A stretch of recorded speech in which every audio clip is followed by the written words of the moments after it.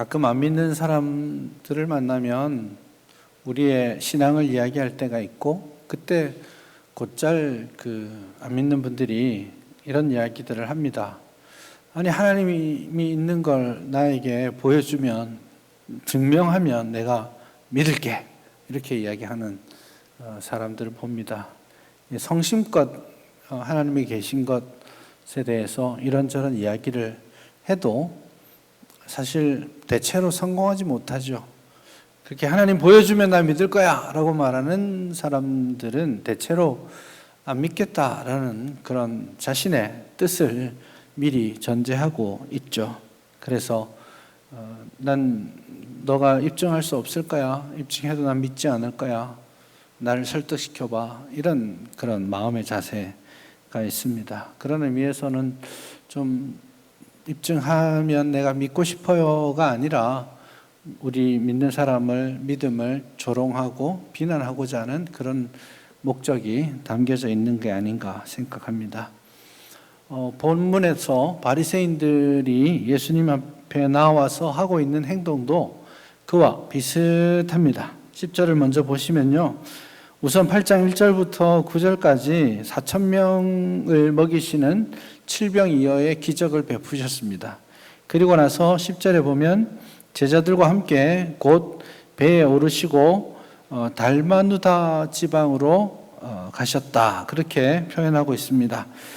글쎄요, 달마누다가 어디인지 알 수 없어요. 성경에서 이곳에 유일하게 나옵니다. 성경뿐만 아니라 그 당대의 성경 외의 자료에서도 이 달마누다라는 이름 자체가 전혀 나오지 않습니다. 하지만 마태복음을 보시면 마가단이라고 표현하고 있기도 하고요. 막달라입니다. 막달라 마리아 아시죠? 그 막달라 마리아가 막달라 지방에서 온 사람입니다. 그래서 아마 그쪽 지역을 마태복음에서 소개하고 있기 때문에 달마누다도 그쪽 지역 어딘가가 아닐까? 혹은 동일한 지역일 수도 있습니다. 그렇게 보면 예수님께서 이제 드디어 이 갈릴리 호수의 북서 유다 지역으로 오신다라는 것을 알 수 있습니다.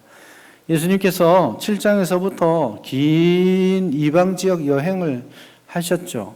그래서 두로와 시돈을 지나서 멀리 돌아서 저쪽 남쪽에 있는 데가볼리까지 다 지나서 칠병이어 이적 이후에 드디어 아마도 글쎄요, 여러 달 걸리지 않았을까 그렇게 생각합니다. 여러 달에 걸쳐서 이방 지역을 다니시면서 복음을 전하고 하나님 나라 사역을 마치시고 유대 땅으로 딱 하고 들어오시는데, 예수님이 들어오시자마자 사람들이 몰려와서 예수님께 질문하는 장면이 오늘 본문에 나오는 장면입니다. 근데 이 사람들이 바리새인들입니다. 바리새인들이 나와서 예수님께 질문하고 있어요. 근데 이 바리새인들이 어디서 왔는지 이런 거 설명하지 않고 오늘 본문은 되게 요약적으로 핵심이 뭔지만을 짚어주고자 합니다. 와서 다짜고짜로 예수님께 질문합니다. 예수님, 당신이 하늘로부터 오는 표적을 보여줄 수 있습니까? 이렇게 질문합니다. 하늘로부터 오는 표적을 요청하고 있죠. 글쎄, 하늘로부터 오는 표적이 뭘까요? 마가복음에서 하늘에서 온다 이 말은 하나님으로부터 나온다라는 말과 같습니다. 하나님이 계신 곳을 하늘이라고 생각해 왔죠. 그래서 하늘로부터 오는 표적이라는 말은 하나님께서 입증해 주시는 그런 표적을 뜻합니다. 그런데 표적이라는 말도 약간은 다른 의미가 있습니다. 기적이라는 말과 표적이라는 말은 조금 다릅니다. 굉장히 비슷합니다. 굉장히 비슷한 그런 의미가 있기는 하지만 기적은 정말 미러클, 기적입니다. 근데 표적은 하나의 드러나지 않은 것을 알려주는 사인으로 이해하시면 됩니다. 그러니까 지금 바리새인들은 어떤 기적을 기대하고 있기는 하지만 그냥 또 다른 어떤 그 기적이 아니에요. 지금까지 예수님께서 많은 이적을 행하셨죠. 그런 기적을, 또 다른 기적을 하나 더 보여주세요라고 말하는 것이 아니라 당신이 이렇게 많은 기적을 행하고 있는데 이 기적들이 하나님께로부터 왔다라는 것을 나에게 입증시켜줄 수 있어. 이거 귀신도 이렇게 하는 거 아니야. 당신이 하나님께로부터 왔다라는 것을 나에게 알려줄 수 있어? 라고 질문하는 것입니다. 표적을 구하는 것 자체가 성경적으로 나쁘다라고 보기는 어렵습니다. 구약 성경에 표적을 구하는 그런 장면들이 꽤 여러 번 나옵니다. 우선은 이 본문의 백그라운드가 될 수 있는 신명기에 보면 참 선지자와 거짓 선지자를 분별하는 방법을 소개합니다. 그럴 때에 참 선지자는 자기가 말한 것이 실제로 입증되어야 참 선지자입니다. 이게 표적을 요구하는 기본적인 바리새인들의 이유라고 할 수 있겠습니다. 그래서 기적을 행하고 말씀을 주고 있는데 그것이 하나님께로부터 온 것임을 당신이 입증하지 못하면 당신은 거짓 선지자에 불과할 것이요 라고 이야기합니다. 그 외에도 여러 형태로 표적 혹은 사인을 하나님께 받기를 원하는 사람들은 꽤 있어 왔습니다. 기드온 같은 사람이 대표적인 예라고 할 수 있겠습니다. 기드온에게 내가 너와 함께 하겠다, 너가 나와 싸워라, 용서요, 이렇게 하나님의 사자가 메시지를 전달했을 때 함께 하신다고요? 지금까지 이렇게 날 버려두고? 그러면 하나님이 함께 하신다라는 사인을 저에게 주십시오. 그렇게 하죠. 그래서 하나님이 오케이 주마 하고 양털 그런 그 사인들을 2번에 걸쳐서 주셨습니다. 히스기야 왕 역시 아주 중한 병에 걸렸다가 다시 살게 된다라는 메시지를 들었을 때 제일 먼저 선지자 이사야에게 요청하는 것이 사인이었죠. 내가 낫게 될 것을 말할 수 있는 표징을 저에게 줄 수 있겠습니까? 라고 질문했고 또 하나님은 그 사인을 주셨습니다. 이렇게 표적을 사인을 요구하는 것 그 자체가 문제가 있는 것은 아닙니다. 심지어 아하스 왕의 경우에는 하나님께서 너 사인을 요구해봐 라고 말씀하시기까지 하셨죠. 그러니까 표적을 구하는 것 자체가 문제가 아닙니다. 그러나 더 중요한 것은 그 마음의 어떤 동기와 상태 아래에서 표적을 구하고 있느냐, 그것이 훨씬 더 중요한 문제라고 하겠습니다. 11절을 보시면 바리새인들이 표적을 보여주십시오, 하늘로부터는 표적을 보여주십시오 라고 이야기하는데 그 마음의 동기를 소개합니다. 바리새인들이 나와서, 이 나온다라는 말도 참 마가복음에서는 특이한 여러 번 사용되는데요. 찾는다라는 뜻입니다. 예수님을 찾아온다라는 뜻인데 이 예수님을 찾는다라는 표현이 긍정적으로 사용된 예가 거의 없습니다. 그래서 바리새인들이 맞짱 뜨러 나와서 이런 느낌입니다. 여기서는 그렇게 바리새인들이 나와서 예수님을 힐난하며 그를 시험했다. 하늘로부터 오는 표적이라는 것이 보여주시면 제가 믿을게요, 믿고 싶어요 라는 것이 아니라 비난하고 시험하기 위해서였다라고 오늘 본문은 말씀하고 있습니다.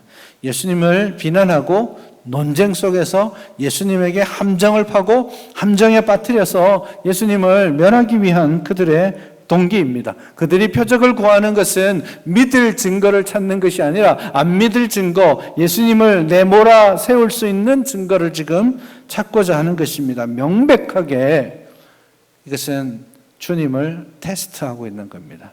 하나님을 시험하는 것입니다. 하나님을 시험하는 것은 대단히 성도의 입장에서는 대단히 위험한 것이에요. 하나님을 테스트하고 불신앙적으로 접근하기 때문에 이미 이들은 전력이 있습니다. 예수님이 이적을 행하셨을 때, 기적을 보여주셨을 때에 마가복음 3장에서는 이들이 예수님을 향해서 저가 미쳤다 이렇게 판단했습니다.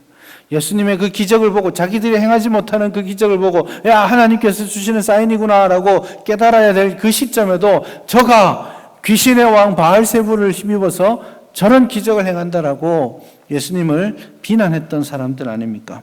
그들의 마음속에 완악함이 있었기 때문에, 그들의 마음속에 불신앙이 있었기 때문에 그들의 마음속에 복음에 대한 뭘 이해하지 못하는 그런 불신앙이 있었기 때문에 그 표적이 그들에게 아무런 역할도 하지 못하게 되고, 표적을 구하고 또 표적을 구하는 이 신앙의 자세가 오히려 하나님을 테스트하는 지경에 이르게 되는 겁니다.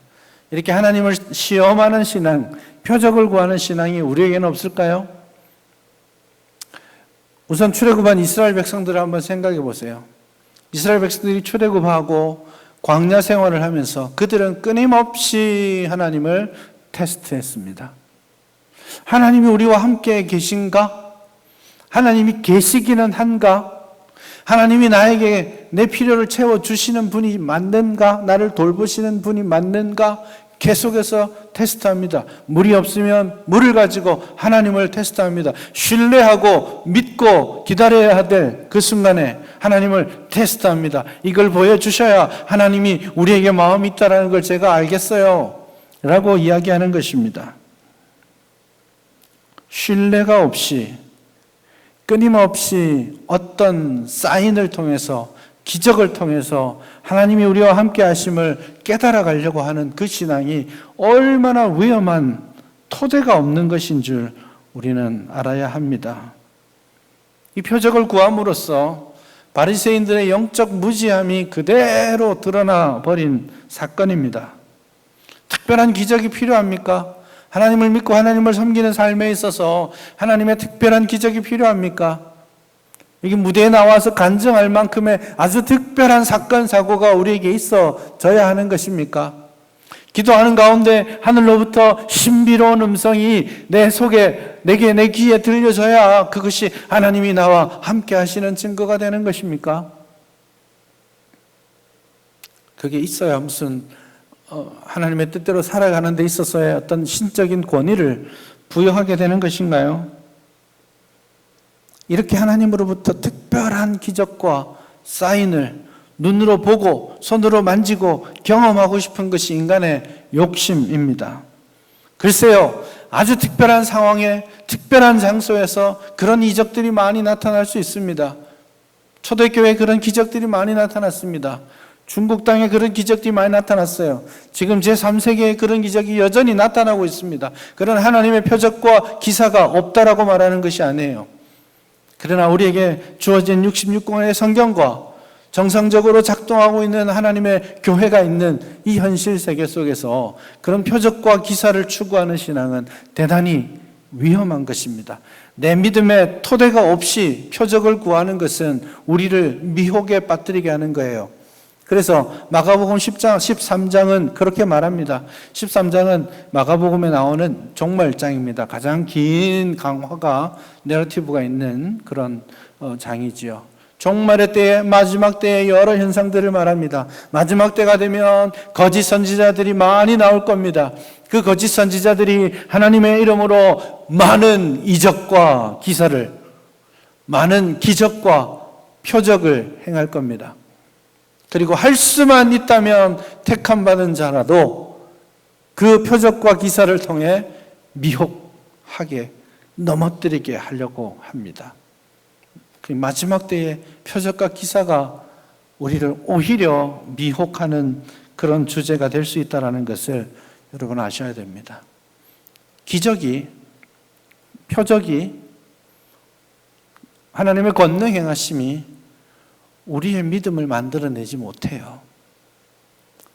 그렇다면 예수님 곁에 있었던 이 사람들 다 믿었어야죠. 요한복음 12장 37절에 가면 예수님께서 그들에게 많은 표적을 행하셨으나 그들이 믿지 아니했다라고 성경은 말합니다. 그들의 완악함과 믿지 않음을 인하여서 예수님은 결국 그 무리를 떠나실 수밖에 없었습니다. 오늘 본문도 그러합니다. 13절을 보시면 그들을 떠나 다시 배에 올라 건너편으로 가셨습니다. 아주 간단하지 않습니까? 10절에서 오셨다. 표적을 요구하시는 이들에게 거절하시고 가셨습니다. 그냥 물리적으로 떠나셨다라는 말이기도 하지만 상징적인 의미도 여기에 들어있어요.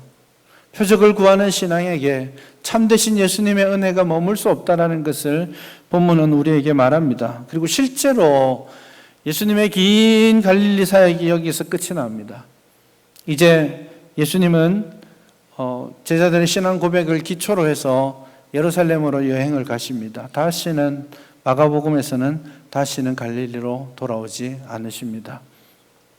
그렇게 헛되이 믿음에 기초하지 않은 불신앙, 신뢰가 없이 불신앙의 토대 위에서 표적을 구하는 것이 오히려 하나님과 주님과 멀어지는 길임을 여러분 기억하실 수 있기를 바랍니다. 우리의 오감이, 우리가 본 것이, 우리가 들은 것이, 우리가 만져본 그것이 우리의 믿음을 배신하는 날이 올 겁니다. 그러니 그 보이는 것, 만져지는 것이 아니라 우리의 믿음의 내공을 키울 수 있는 하나님의 말씀에 여러분들이 더 헌신할 수 있기를 바랍니다. 성경이 있는데 자꾸 엉뚱한 뭔가를 찾으려고 하고 들으려고 하고 그러다가 시험에 빠지는 겁니다. 이단의 가르침이 그러하죠. 거짓된 종말론들이 그러합니다. 하나님의 말씀의 내공이 사라지고 드러나는 것들, 현상들에 눈을 주기 시작하니 결국에는 하나님을 시험하는 불충을 저지르고 마는 것이죠. 보여주시면 믿을 겁니까? 그걸로 되겠습니까? 또 다른 것도 기다리지 않으시겠습니까?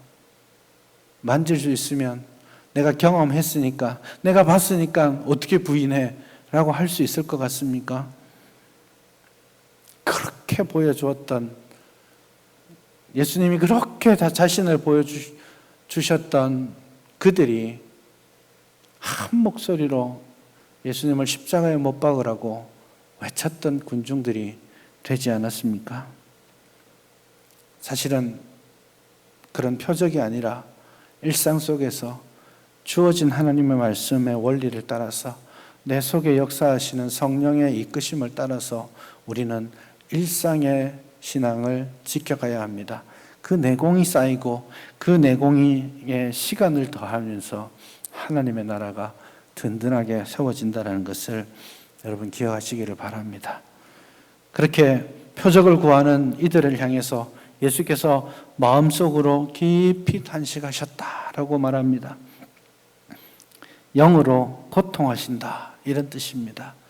슬퍼하십니다. 얼마나 더 보여주어야 이들이 믿을까? 얼마나 더 가르쳐야 이들이 깨달을까?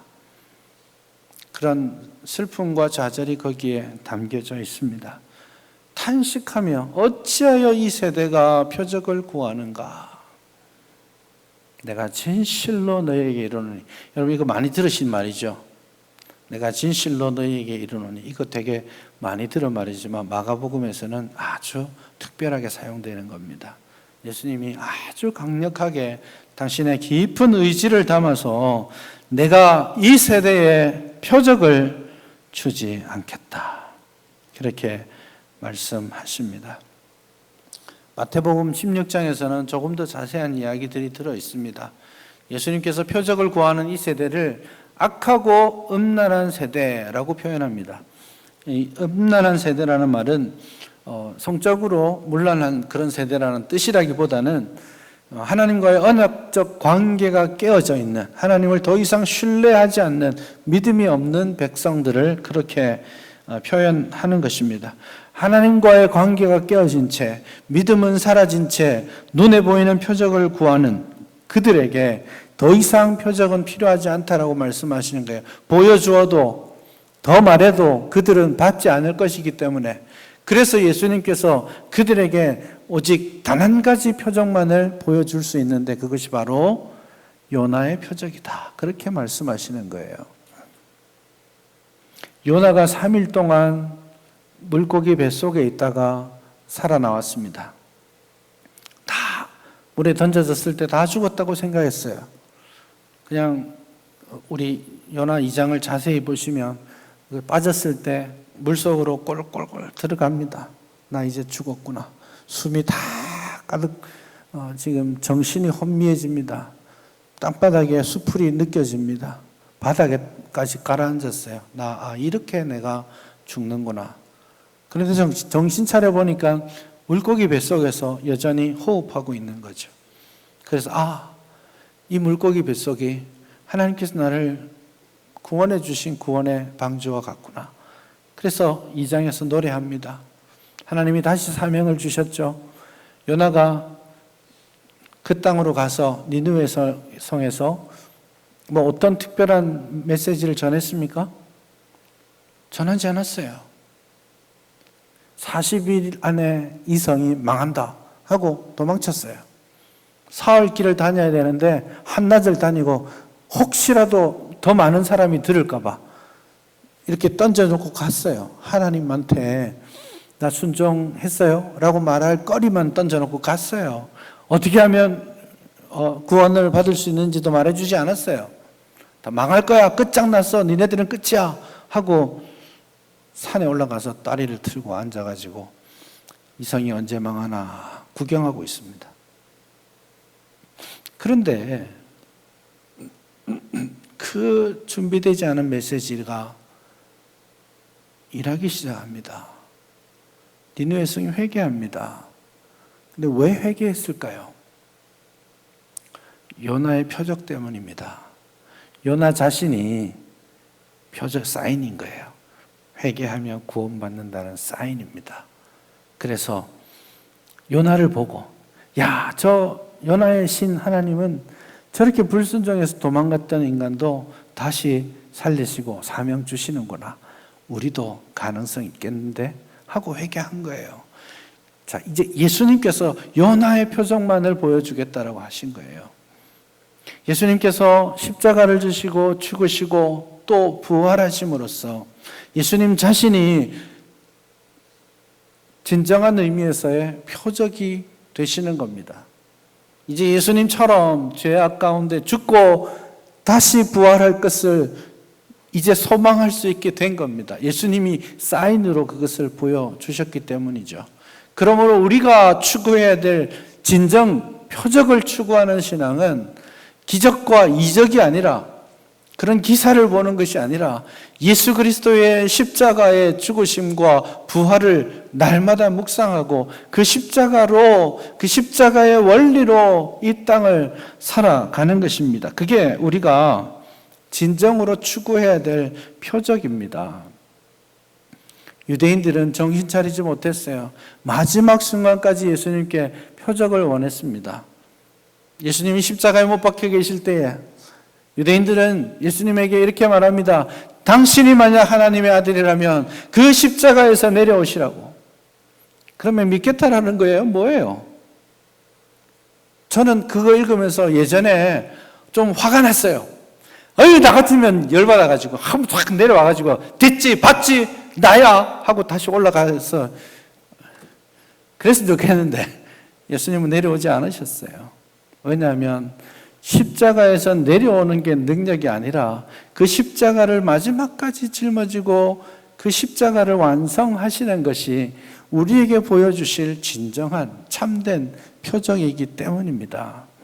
그래서 세상이 요구하는 그런 기적과 능력으로 세상과 승부하신 것이 아니라 세상 사람들이 초라하게 보고 연약하게 보는 그 십자가로 세상을 이기셨습니다.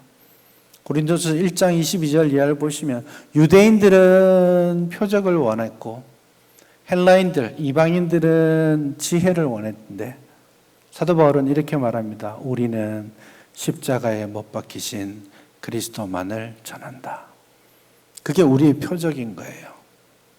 그 십자가가 유대인들에게는 걸리적거리는 겁니다.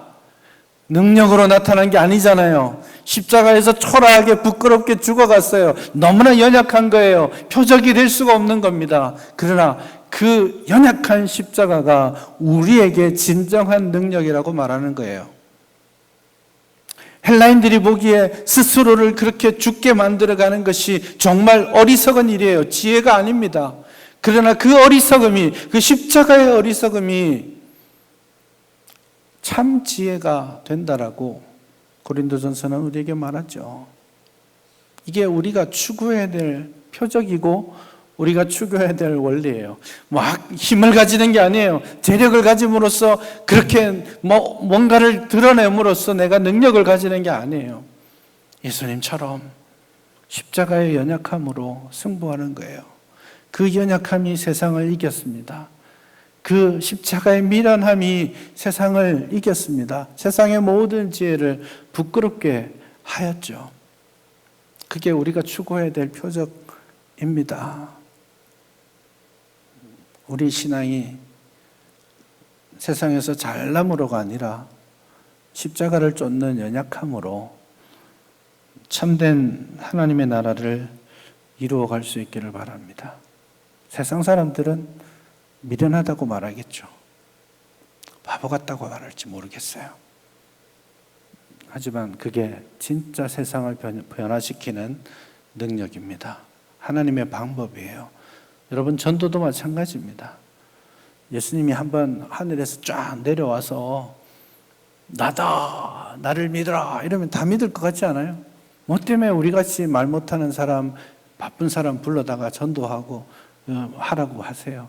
10번을 해도 한 번 돌아올까 말까 하는 그 일을. 기도 그 바보 같은 일 아니에요? 한 번 하면 착착착착 이루어지나요? 1년이고 10년이고 기도해도 델똥말똥 그런 일들을 왜 하라고 하시는 거예요? 그 연약함이 진짜 무기라는 걸 우리에게 주님 말씀하시는 겁니다. 여러분, 일상 속에 하나님의 말씀에 좀 더 헌신하기를 바라요. 표적과 기사가 아니라 십자가의 원리를 잘 깨달을 수 있었으면 좋겠습니다. 보여주면 믿겠다고요?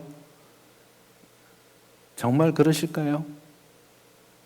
여러분, 부자와 나사로 이야기를 아시죠? 이 이야기만 하고 마칠게요. 부자와 나사로 이야기를 한번 생각해 보십시오. 부자가 죽어서 지옥에 갔습니다. 하늘을 보니 나사로가 있네요. 뭐 이런저런 얘기를 하다가 부자가 마지막 한 가지 소원을 아브라함에게 말합니다. 아브라함, 저 나사로를 우리 집에 좀 돌려보내주십시오. 살려서 돌려보내주십시오. 내 형제들이 있는데 저들도 나랑 똑같이 살고 있어요. 내 형제들은 지옥 안 오게 나사로를 좀 보내주십시오. 그렇게 이야기합니다. 아브라함이 거절합니다. 저들에게는 모세와 선지자가 있잖아. 여기서 말하는 모세와 선지자는 성경을 뜻합니다. 저들에게 하나님 말씀이 있잖아. 말씀을 전하는 선지자들이 있잖아. 그러니까 이 부자가 한 번 더 요청합니다. 아니요. 말씀도 있겠지만 만약에 죽었던 나사로가 다시 살아가서 돌아가면 다 믿지 않겠습니까? 제발 보내주세요. 이렇게 다시 요청하자 아브라함이 아니야. 저들이 모세와 선지자의 말을 듣지 않으면 죽은 자가 다시 살아나도 듣지 않아. 그렇게 말합니다. 그래서 기적과 표적 사인이 문제가 아니라 우리에게 주어져 있는 모세와 선지자, 하나님의 말씀, 그 말씀의 토대 위에 일상을 하나님 앞에 드릴 때 매일매일 말씀을 묵상하고 기도하는 가운데 성령의 인도하심을 받을 때 매주 선포되는 강단에서 선포되는 이 하나님의 말씀을 하나도 땅에 떨어뜨리지 않고 받겠노라는 그런 결단과 기도, 헌신, 열정, 그것들이 진정한 의미에서 참된 능력 하나님의 나라를 이루어 갈 것입니다. 이 일에 다 같이 헌신하며 주님의 십자가 원리들을 이루어가는 우리 모두가 될 수 있기를 바랍니다.